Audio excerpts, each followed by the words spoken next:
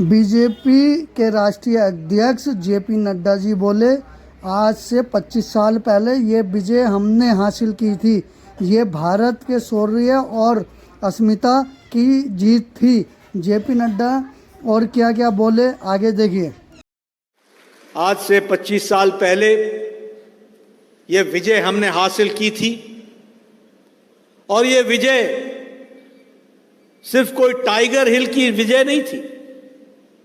यह विजय सिर्फ कोई द्रास सेक्टर की विजय नहीं थी।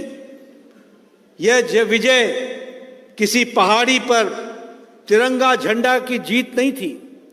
यह भारत के शौर्य की जीत थी। यह भारत के अस्मिता की जीत थी। इसको भी हमको ध्यान में रखना चाहिए।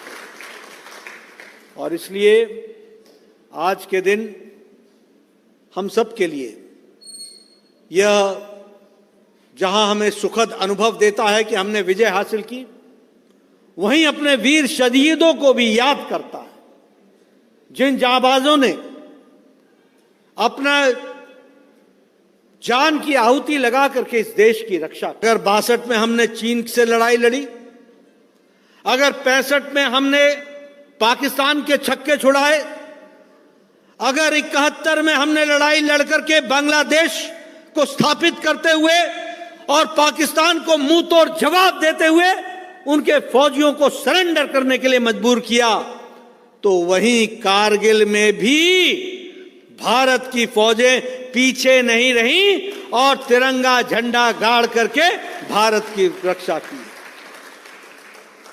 लेकिन ये लड़ाई हुई कैसे? ये पाकिस्तान चोरों की तरह चुपके चुपके आ करके टाइगर हिल पर बैठ गया और स्ट्रेटेजिक जगह लेकर के इसने भारत के जमीन पर, सरजमी पर आधिपत्य जमाने की कोशिश की। हमें मालूम होना चाहिए कि जब हम ये लड़ाई लड़ रहे थे तो हम विषम परिस्थिति में लड़ रहे थे। उन्होंने पहाड़ी के ऊपर अपने आप को स्थापित कर लिया था, अपने आप को बंकर्स में बैठा करके सुरक्षित कर लिया था और नीचे से आने वाली फौजों पर अटैक करने के लिए संपूर्ण असला भी रख लिया था। यह लड़ाई विषम परिस्थिति की थी, उल्टी लड़ाई थी। हम नीचे से ऊपर बढ़ना था और उन्हें ऊपर से आने वाले, ऊपर से नीचे वाले को रोकना था, जो बहुत ही आसान था। लेकिन यह भारत के हमारे फौज का पराक्रम था, परिश्रम था, जिन्होंने उनको मुंह तोड़ जवाब दिया और टाइगर हिल तक पहुंच करके तिरंगा झंडा फहराया और हमने वहां जीत हासिल की। यह हमको ध्यान में रखना चाहिए।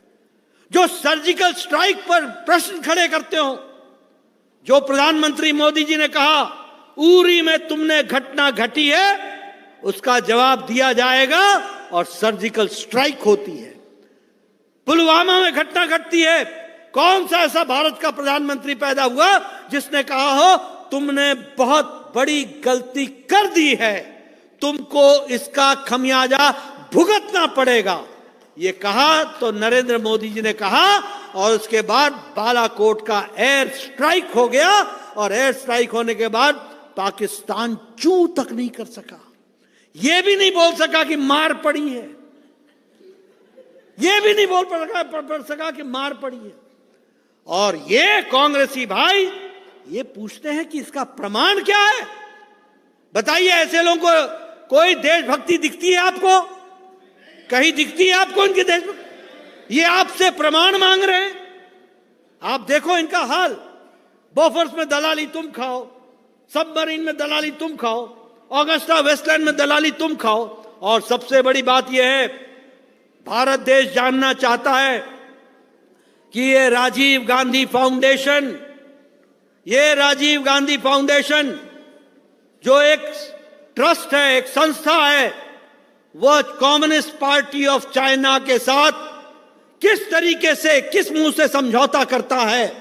और देश जानना चाहता है कि राजीव गांधी फाउंडेशन के साथ श्रीमती सोनिया गांधी का क्या संबंध है, राहुल गांधी का क्या संबंध है, प्रियंका गांधी का क्या संबंध है। तुम देशभक्ति समझा रहे हो, तुम राजनीति की बात कर रहे हो।